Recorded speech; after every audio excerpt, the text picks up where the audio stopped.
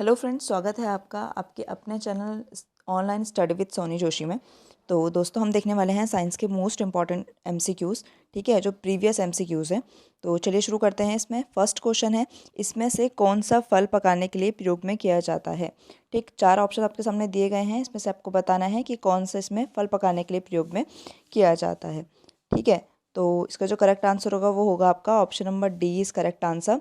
Calcium carbide and acetylene दोनों को हम क्या करते हैं, यूज़ करते हैं फल पकाने के लिए। ठीक, आगे बढ़ते हैं। आगे है इसमें सेकंड क्वेश्चन, निम्न में से कौन सा एक दुग्ध प्रोटीन है। ठीक, तो बताइए कौन सा एक दुग्ध प्रोटीन है इसमें से। तो इसमें जो करेक्ट आंसर होगा आपका वो होगा आपका option number B is correct answer. ठीक है, केसीन क्या है आपका, दुग्ध प्रोटीन है।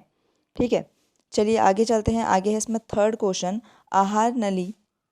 आहार नाल के किस भाग में प्रोटीनों का अमीनो अम्लों में निम्नीकरण होता है। ठीक है, तो आपको बताना है, ये आपके सामने कुछ इमेज दी गई है। ठीक, तो इसमें से जो अंदर की तरफ ये आंत है, ये है आपकी छोटी आंत। ठीक, जो बड़ी आंत है वो है आपकी बाहर वाली आंत। ठीक, तो बताइए आप इसमें जो करेक्ट आंसर होगा वो कौन सा होगा आपका। तो वो जो करेक्ट आंसर होगा वो होगा आपका, मैं ऑप्शन दिखा देती हूँ आपको, ये है ऑप्शंस। तो ए है आपका, जो करेक्ट आंसर है वो है आपका छोटी आंत। ठीक है, आगे चलते हैं। आगे है आपका फोर्थ क्वेश्चन, तपेदिक रोगों का कारण है। तो जो तपेदिक रोग का कारण है वो बताना है आपको। तपेदिक को बोलते हैं टीबी। ठीक है, यह बोलते हैं आप टीबी, और हिंदी में इसको बोलते हैं, इसको बोलेंगे हम यक्ष्मा। ठीक, हिंदी में बोलते हैं इसमें यक्ष्मा। तो बताइए किसके कारण होता है। ठीक है, ऑप्शंस दिए गए हैं। ए है आपका कवक, बी है आपका विषाणु, सी है आपका जीवाणु, या डी प्रोटोजोआ। बताइए आप कौन सा इसमें करेक्ट आंसर होगा। तो करेक्ट आंसर होगा इसमें ऑप्शन सी करेक्ट होगा। ठीक है, जीवाणु इसमें करेक्ट आंसर होगा आपका। आगे चलते हैं। आगे है इसमें फिफ्थ क्वेश्चन, ग्लूकोज का ग्लाइकोजन में परिवर्तन यकृत में होता है। यकृत में होता है। ठीक है, किसका, ग्लूकोज का ग्लाइकोजन में परिवर्तन होता है यकृत में। किंतु इसका संग्रह बताना है कि संग्रह कहाँ होता है। ठीक है, तो यकृत कहाँ है, वो है आपका ये जो दिखाई दे रहा होगा आपको। ठीक है, और इसका संग्रह कहाँ होता है ये आपको बताना है। तो ऑप्शंस दिखा देती हूँ मैं आपको, ये है ऑप्शंस। अब बताइए कहाँ होता है। तो जिसमें जो करेक्ट आंसर होगा वो होगा आपका सी इज़ करेक्ट आंसर। ठीक है, यकृत और पेशियों में ही होता है। ठीक है, आगे चलते हैं। आगे है आपका सिक्स क्वेश्चन, सिक्स है आपका, पेप्सिन क्या है। ठीक है, इसमें बताना है आपका पेप्सिन क्या है। ऑप्शंस आपको दिए गए हैं। ए है आपका पोषण तत्व। ठीक है, बी है आपका एंजाइम, सी विटामिन, या डी हार्मोन। ठीक है, तो पहले बात तो हार्मोन की जो खोज हुई थी वो कब हुई थी, 1903 में। ठीक है, 903 में हुई थी। और अब बताइए आपकी जो पेंसिन है वो क्या है।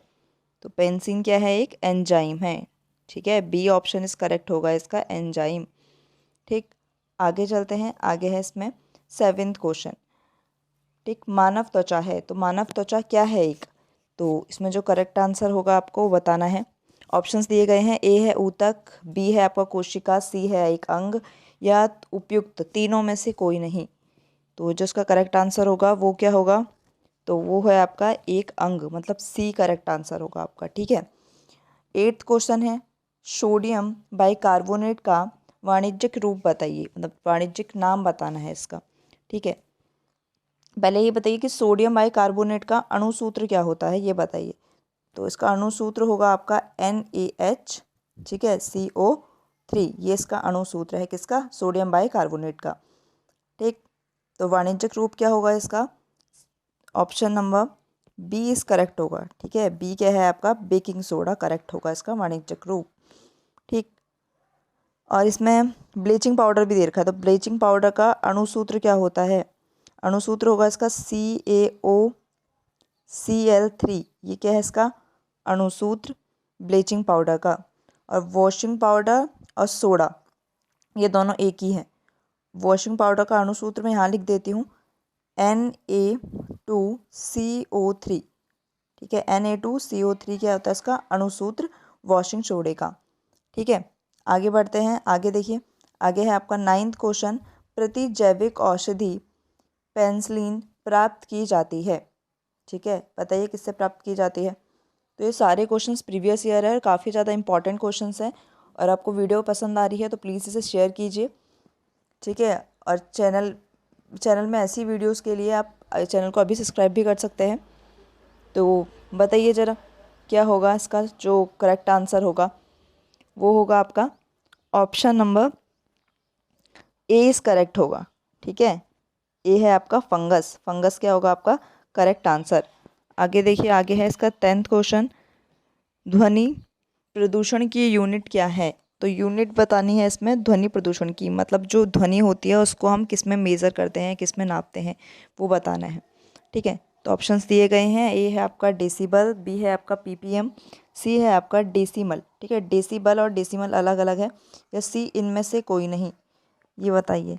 तो जिसका करेक्ट आंसर होगा वो क्या होगा, वो होगा आपका ए इज़ करेक्ट होगा, ठीक है। ए का आपका करेक्ट आंसर है।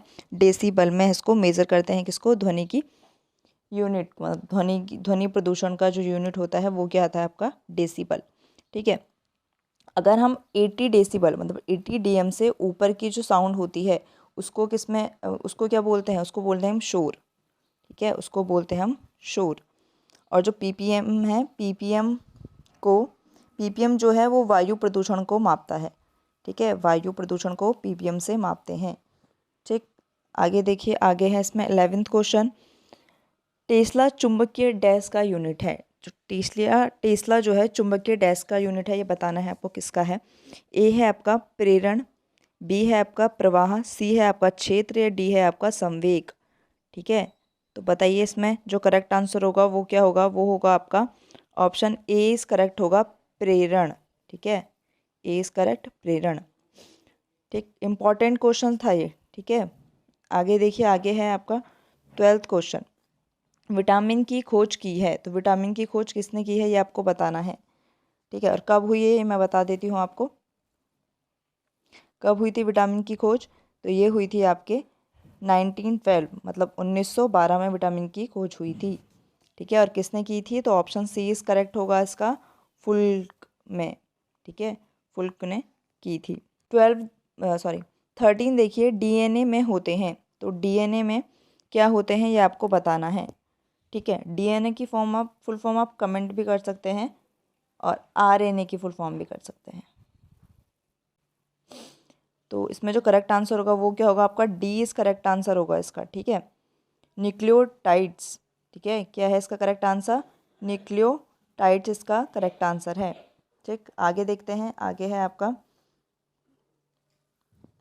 14 क्वेश्चन है आपका। दूरदृष्टि दोष में कौन सा लेंस का प्रयोग होता है, ठीक। तो लेंस कितने टाइप्स के होते हैं, 2 टाइप्स के होते हैं, ठीक है। इंग्लिश में बोले तो कॉनकेव और कॉन्वेक्स, हिंदी में अवतल और उत्तल, ठीक है। अवतल और उत्तल लेंस होता है, ठीक है। जो कॉनकेव लेंस होता है वो अंदर की तरफ धंसा होता है ऐसे, कॉनकेव, ठीक है, कॉनकेव। और उत्तल कॉन्वेक्स कैसे होता है, बाहर की तरफ उभरा हुआ, ठीक है। तो उसमें आपको बताना है कि कौन से लेंस का यूज़ होगा। तो दूरदृष्टि दोष को इंग्लिश में क्या बोलते हैं, इंग्लिश में बोलते हैं इसको हाइपोपिया, ठीक है। दूरदृष्टि दोष को बोलेंगे हाइपोपिया। दूरदृष्टि जो दोष होता है उसमें क्या होता है, आपको दूर की चीज़ें स्पष्ट दिखाई देती हैं, मतलब क्लियर दिखाई देंगी, और पास की चीज़ें क्या होती है, धुंधली दिखाई देती हैं, ठीक है। तो उसी को ही क्या बोलेंगे हम, दूरदृष्टि दोष, मतलब हाइपोपिया, ठीक है। लेंस बताइए, तो लेंस है आपका बी इज़ करेक्ट आंसर, ठीक है। उत्तल लेंस का हम यूज़ करते हैं जिसको दूरदृष्टि दोष होता है, ठीक। आगे देखिए, आगे है इसमें निकट दृष्टि दोष। काफ़ी ज़्यादा इंपॉर्टेंट क्वेश्चन है, पेपर में पूछे जाते हैं, लेंस से क्वेश्चंस पक्का आएंगे पेपर में, ठीक है, हमेशा आता है। आगे देखिए 15 क्वेश्चन है इसमें, निकट दृष्टि दोष में कौन सा लेंस होता है। तो कौन सा होता है ये बताना है आपको, ठीक है। ऑप्शंस दिए गए हैं, उत्तल लेंस, अवतल लेंस, या सी बेलनाकार, डी इनमें से कोई नहीं, ठीक है। तो जो करेक्ट आंसर होगा वो क्या होगा, वो होगा आपका बी, इस करेक्ट आंसर होगा आपका अवतल लेंस, ठीक है। क्या होगा, अवतल लेंस इज करेक्ट आंसर, ठीक। निकट दृष्टि दोष को इंग्लिश में क्या बोलते हैं, माइपोपिया, क्या बोलेंगे, माइपोपिया, ठीक है। इसमें क्या होता है, निकट की चीज़ें स्पष्ट दिखाई देती हैं, पर जो दूर की चीज़ें हैं वो क्या दिखाई देती हैं, धुंधली, ठीक है। तो बस अभी के लिए इतना ही, और ये आज का लास्ट क्वेश्चन था और इम्पॉर्टेंट है सारे क्वेश्चंस। तो अगर आपको वीडियो पसंद आए तो प्लीज़ इसे शेयर कीजिए, लाइक कीजिए और चैनल को सब्सक्राइब कीजिए ऐसे इंपॉर्टेंट क्वेश्चंस के लिए। तो बस अभी के लिए इतना ही। Thank you for watching this video.